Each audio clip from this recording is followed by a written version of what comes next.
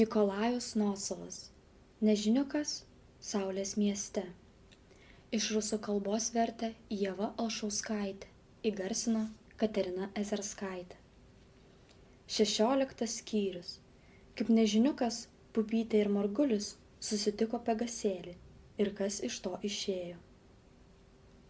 Dienos galą keliautojai praleido zoologijos sode, nes pasirodė, kad ten yra dar daugiau jiems nematytų žvėrių. Tik pavakare jie sugrįžo į viešbutį ir pavakarieniavę nuėjo miegoti.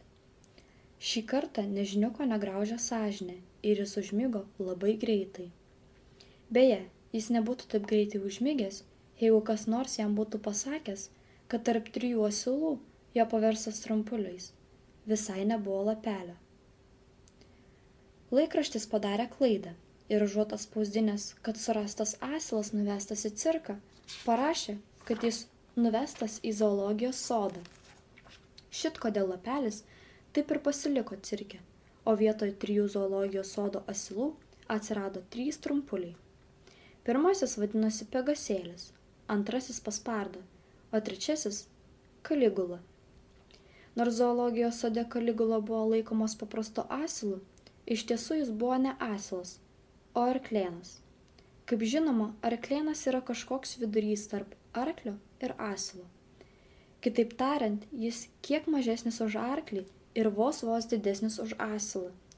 Jeigu iš Paspardos ir Pegasėlio išėjo paprasto ūgio trumpuliai, tai Kaligula buvo gana aukštas. Jis pasirodė esąs 9,5 nagų aukščio.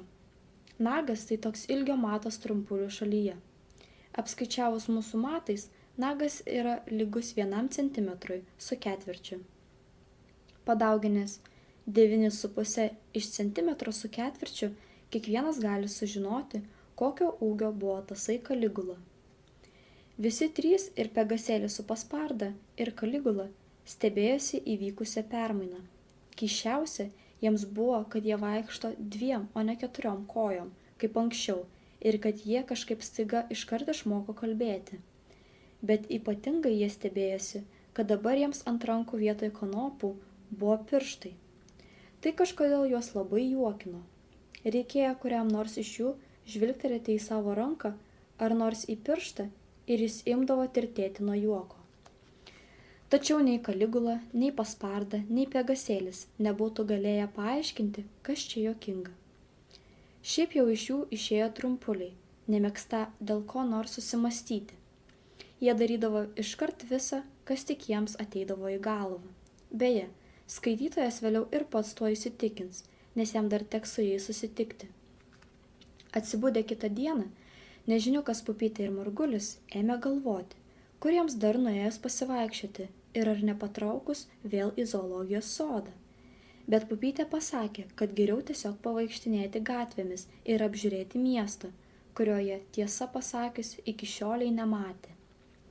Papusryčiavę mūsų keliauninkai nulipo laiptais ir išėję iš viešbučio atsidūrė gatvėje. Praeivių minios jau plaukė plačiu šaligatviu. Palei šaligatvius auga daugybė gėlių, kurių kvapu dvelkia gaivus ryto vėjelis. Saulelė buvo ką tik patekėjusi virš namų stogų ir šildė praeiviams ir pečius, ir nugaras, ir skruostus, ir kaktas, ir nosis, ir ausis. Todėl visų veidai buvo patenkinti ir linksmi. Šaligatvio pakraštyje nežiniukas ir jo bendrakeleiviai pamatė trumpulį, balta prikište ir juodais žvilgančiais guminiais batais. Jis buvo vardu Kuodelis. Rankose jis laikė guminę laistyklę, kurią laistė gėles. Vandens srovė tryško iš vamzdelio. Trumpulis mikliai nukreipdavo srovę į gėles, stengdamasis, kad ne vieno vandens lašo netektų kuriam nors praeiviui. Sustoję netoliese, mūsų keliautojai nejučiamis užsižiūrėjo jo darbą. Tuo metu tolumoje pasirodė dar vienas trumpulis. Jis buvo su striuku, žaliu švarku, siauromis rankovėmis, žalsvai geltonomis kelnėmis ir mėlyna berete su oranžiniu kuteliu. Nežiniukas iškart pažino asilą, kurį jis vakar pavertė trumpuliu. Tai ir iš tiesų buvo Pegasėlis. Jis nuo ryto šlaistėsi po miestą, žiopsodamas į šalis ir nežinodamas, ko griebtis. Pamatęs laistytoją, jis taip pat sustojo ir ėmė žiūrėti.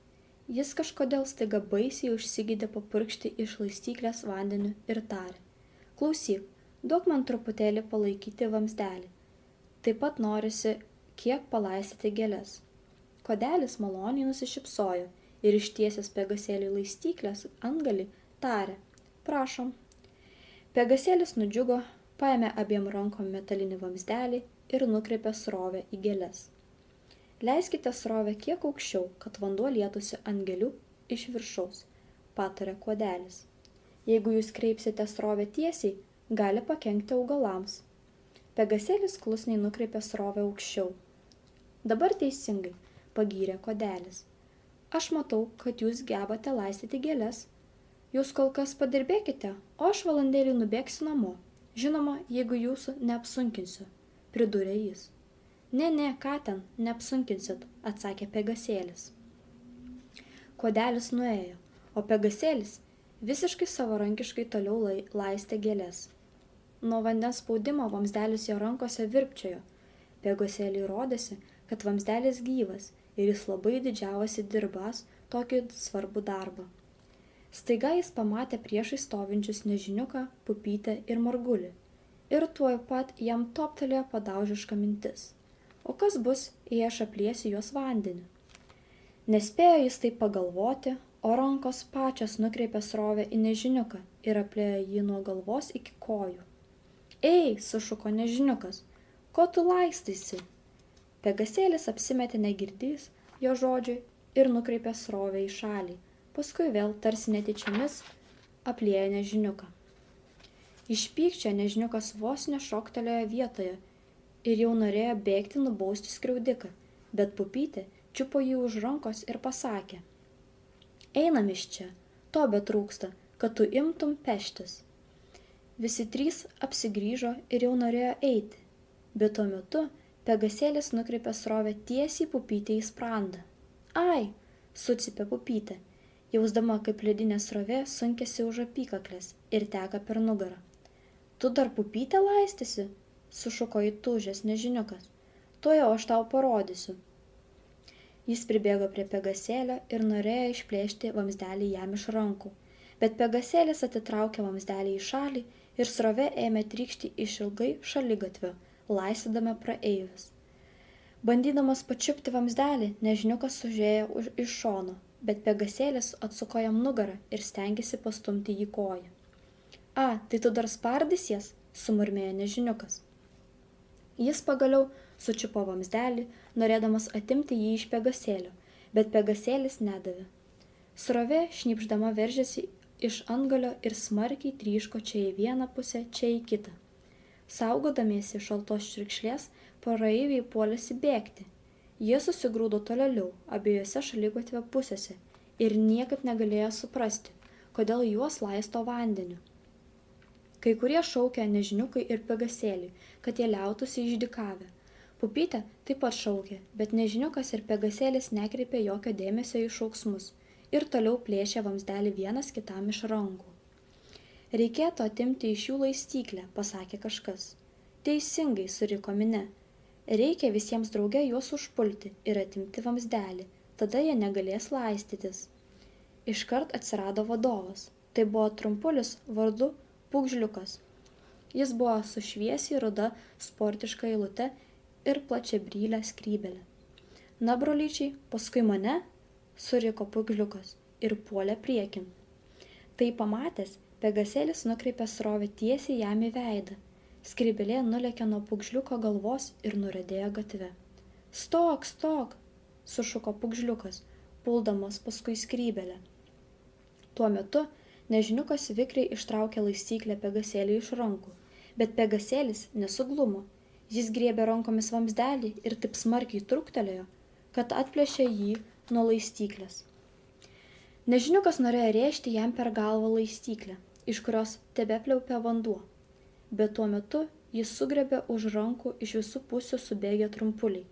Pamatęs, kad viskas taip bjauriai susiklostė, Pegasėlis ilgai negalvojęs sviedė vamzdelį žemėn ir leidosi bėgti. Nežiniuką tučtuojau apspito minia. Trumpuliai užtvenkė visą šaligatvį ir net gatvę. Automobiliai liovėsi judėję ir gatvė užsikimšo. Nežinia iš kur atbėgo milicininkas ir suriko: prašom visi išsiskirstyti, jūs trukdote transporto judėjimą. Va šitas vandenį laistėsi, rėkė pugžliukas, rodydamas į nežiniuką pirštu. Aš nesilaisčiau, šaukė nežiniukas, mane patį aplaistė. Tik pažiūrėkite į jį, rėkė pugžliukas, jį aplaistė, haha. Į atsitikimo vietą iš visų pusių bėgo nauji trumpuliai. Minia vis didėjo ir didėjo. Automobiliai užtvenkė visą gatvę iki pat kryžgatvio. Vargšas milicininkas net už galvos susigriebė. Išsiskirstykite, šaukė jis. Bet niekas nenorėjo skirstytis. Mačiusieji visą šį įvykį nesiskirstė, nes norėjo viską papasakoti nemačiusiems, o nemačiusieji nesiskirstė, nes būtinai norėjo pasižiūrėti į nežiniuką. Milicininkas suprato, kad niekas neišsiskirstis, tol, kol nežiniukas bus gatvėje, ir todėl nusprendė nuvesti jį į miliciją. Paėmęs nežiniuką už rankos, milicininkas nuvedė jį prie automobilio stovinčio gatvelėje už kampo. Pamatę, kad milicininkas pasodino nežiniuką automobilį, Pupytė ir Margulis pribėgo prie jo ir sušuko: paimkite ir mus su savim, paimkite ir mus, bet mašina jau buvo pajudėjusi ir nuvažiavo. Pupytė ir Margulis iš paskutiniųjų bėgo paskui ją. Bet kur ten? Argi jie galėjo pavyti automobilį? Atstumas tarp jų greitai didėjo. Laimė, kad milicijos skyrius pasirodė esąs netoliese. Automobilis pasuko už kampo ir po kokių 2 minučių sustojo prie nedidelio vienaaukščio namo su apvaliu kupolo pavidalo stogu, nudažytų saulėje žvilgančia sidabrinė spalva. Pupytė spėjo pamatyti, kaip milicininkas ir nežiniukas išlipo iš automobilio ir pasuko į šį namą. Įžengęs pro duris, milicininko lydimas nežiniukas pateko į šviesų erdvų kambarį. Čia jis pamatė dar vieną milicininką, sėdinti ant apvalios, besisukančios kėdės priešais dispečerinį pultą su visokiais jungikliais, perjungikliais, jungtuvais, mikrofonais, telefonais ir garsiakalbiais. Viršum pulto buvo 4 eilėmis išdėsti 52 rutuliniai televizijos ekranai, kuriuose kaip veidrodiniuose rutuliuose atsišvietė 52 miesto kryžgatviai su namais, važiuojančiais automobiliais, praeiviais ir viskuo, kas tik galėjo būti gatvėje. Kambario viduryje kabojo dar vienas toks pat rutulinis ekranas, tik žymiai didesnis. Abu milicininkai, ir tas, kuris atvedė nežiniuką, ir tas, kuris sėdėjo prie pulto, buvo apsirengę kaip ir visi kiti trumpuliai, o kad būtų matyti juos esant milicininkais, kurių visi turėjo klausytis, ant jų galvų buvo žvilga variniai nelyginant ugniagesių šalmai. Tas, kuris sėdėjo prie pulto, buvo mažas ir storas. Jis vadinosi Sargutis, o tas, kuris atvedė nežiniuką, buvo ilgas ir plonas. Jis vadinosi Švilputis. Milicininkas Sargutis, pamatęs, kad milicininkas Švilputis atvedė nežiniuką, tarė: a, laistytojas atėjo. Kogi jūs, broleli, susigalvojate laistytis vandeniu gatvėje? Aš nesilaisčiau, suglumęs burbtelėjo nežiniukas. Kaipgi nesilaistei, nustebo milicininkas Sargutis. Mes juk matėm, pas mus milicijoje viskas matyti, paprašysiu jūs prieiti arčiau. Milicininkas Švilputis lengvai stumtelėjęs nežiniuką į nugarą, privertė jį prisiartinti prie pulto su rutuliniais ekranais. Mūsų milicijos skyrius stebi lygiai 52 kryžgatvius, pasakė Sargutis. Mums tereikia peržvelgti į tuos 52 rutuliukus. Ir mes matome viską, kas dedasi kiekvienoje gatvėje. Jeigu mažose rutuliukuose detalės blogai matomos, mes galim įjungti didesnį rutuliuką. Sulig tais žodžiais milicininkas Sargutis pasuko jungiklį. Tuoj pat vidury kambario kabantis veidrodinis rutulys nušvito iš vidaus paslaptinga žydroka šviesa ir jame pasirodė kryžgatvis su gatvės viduryje sustojusiais automobiliais. Matote, Meduolių ir Paplotėlių gatvė kampe susigrūdimas.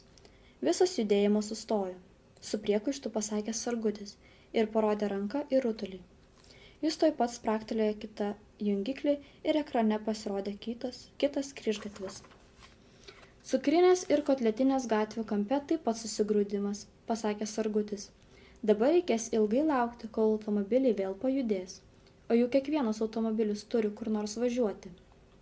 Dėl šito kamščio trikdomas normalus miesto gyvenimas. Tuo metu milicininkas Švilputis pasižiūrėjo į vieną mažą rutulinį ekraną ir tarė, o Rytų gatvėje minia dar neišsiskirstė. Tuojau įjungsime Rytų gatvę, pasakė milicininkas Sargutis. Jis pasuko dar vieną jungiklį ir dideliame rutulyje pasirodė kaip tik toji Rytų gatvės vieta, kur nežiniukas susipešė su Pegasėliu dėl laistyklės. Prisiartinęs prie ekrano, nežiniukas pamatė didelę minią, užtvenkusią visą gatvę. Visų priešakyje stovėjo pugžliukas ir pasakojo visiems, kas čia nutiko. Kas per publiką mūsų mieste, susiraukė Sargutis. Dabar taip ir būriuosis. Teks tau, Švilputi, dar kartą nuvažiuoti tenai ir paprašyti juos išsiskirstyti. Tegu jie eina šnekėtis į kitą vietą, o būriuotis nėra ko. Dėl to judėjimas sutrinka. To jau įvykdysiu, sutiko Švilputis. Jis nuvedė nežiniuką į gretimą kambarį, kurio viduryje stovėjo stalas ir keletas kėdžių, ir pasakė, paprašysiu jūs manęs valandėlę palaukti. Aš greitai grįšiu. Užtrenkęs duris, milicininkas Švilputis išėjo, o milicininkas Sargutis toliau sekė visus 52 rutulius su kryžgatvių atvaizdais. Pažvelgęs į didįjį ekraną, jis pamatė, kad į atsitikimo vietą atvažiavusiam Švilpučiai pavyko prikalbėti trumpulius išsiskirstyti ir minia ėmė pamažu retėti. Sėkmingai pasidarbavęs, Švilputis sėdo automobilį ir nuvažiavo atgal. Ką mums dabar daryti su sulaikytuoju? Paklausė jis, sugrįžęs į miliciją. Tiesiog nežinau, patraukė pečiais Sargutis. Aš taip pat nežinau, tarė Švilputis. Tiek metų dirbu milicijoje ir nekarto nebuvo atsitikę, kad praeiviai laistytųsi vandeniu. Galvoju, kad jiem reikia pasakyti trumpą pamokslą ir greičiau paleisti namo, nes jis gali ant mūsų supykti. Aš taip pat labai bijau, kad jis gali supykti. Paleisk jį, Švilputį. Įtikink jį kaip nors švelniau, kad laistytis vandeniu negerai ir mandagiai atsiprašyk, kad mes jį sulaikėme. Pasakyk, jog šito būtinai reikėjo, norint, kad minia išsiskirstytų ir automobiliai vėl galėtų pravažiuoti. Gerai, pritarė Švilputis. Ir atvesk jį, tarp kita ko, čia. Aš taip pat atsiprašysiu jo, kad kalbėjausi su juo griežtai. Toks milicininkų pasikalbėjimas kam nors gali pasirodyti keistas ir net neįtikinamas. Visiems suprantama, kad bet kuris milicininkas sulaikytam tvarkos ardytojui būtinai sugalvotų kokią nors, kad ir mažiausią bausmę, ir šiaip ar taip neimtų jo atsiprašinėti. Bet reikia turėti galvoje, kad Saulės mieste viskas buvo daroma savaip. Kažkada seniai Saulės mieste, kaip ir kituose miestuose, atsitikdavo, kad kai kurie trumpuliai blogai elgdavosi. Jie pešdavosi, svaidydavosi akmenimis ir purvais, laistydavosi vandeniu, kai kurie net imdavo svetimus daiktus ir šiaip jau skriausdavo vieni kitus. Kovai su tokiais tvarkos ardytojais buvo sukurta milicija, turinti teisę bausti nusikaltėlius.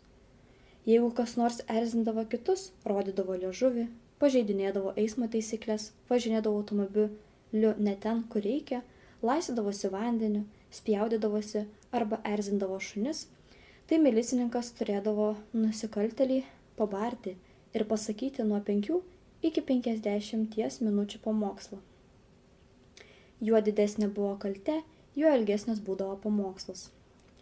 Už sunkesnius prasikaltimus buvo skiriamos griežtesnės bausmės, pavyzdžiui, už smūgį kumščiu į krūtinę, nugarą, šoną ar per sprandą buvo duodama 1 para arešto. Už smūgį per veidą arba per galvą 2 paros arešto. Už mestą akmenį arba lazdos smūgį buvo skiriama 3 paros. Jeigu nuo smūgio likdavo mėlynė, įdrėskimas ar įbrėžimas, tai būdavo duodama jau 5 paros, o jeigu bėgdavo kraujas 10. Jeigu kas nors imdavo svetimus daiktus, tai būdavo skiriama pati didžiausia bausmė – 15 parų.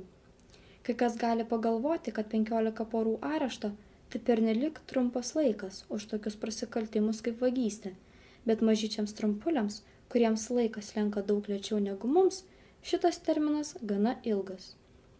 Šiaip ar taip, jo visai pakanka, kad pradėtum gailėtis už savo nusižengimus. Reikia pasakyti, jog kova su tvarkos ardytojais panašiais metodais nedavė gerų rezultatų tol, kol trumpuliai netapo protingesni. Bet laikui bėgant jie tapo tokie protingi, kad niekas niekada su niekuo daugiau nesipešdavo, niekas nieko daugiau nemušdavo, neskriausdavo, niekas neimdavo svetimo daikto. Kiekvienas ėmė suprasti, jog elgtis su kitais reikia taip, kaip norėtum, kad su tavimi elgtųsi. Tvarkos ardytojų vis mažėjo ir milicininkai pamažu net ėmė užmiršti, kad jų mieste kažkada būta tokių baisių bausmių kaip areštas.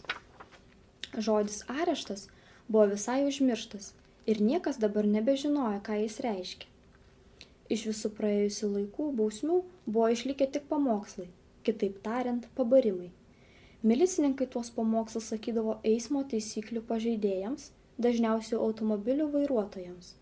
Trumpiau tariant, milicijai teliko reguliuoti transporto judėjimą, vedžioti per gatvę mažylius bei mažyles, kurie patys bijojo pereiti ir rodyti, kaip nueiti bei nuvažiuoti, kur kam reikėjo. Šitaip įvykiams susikloščius, milicininkai buvo labai patenkinti, nes jiems reikėjo daug mažiau rūpintis trumpulių auklėjimu.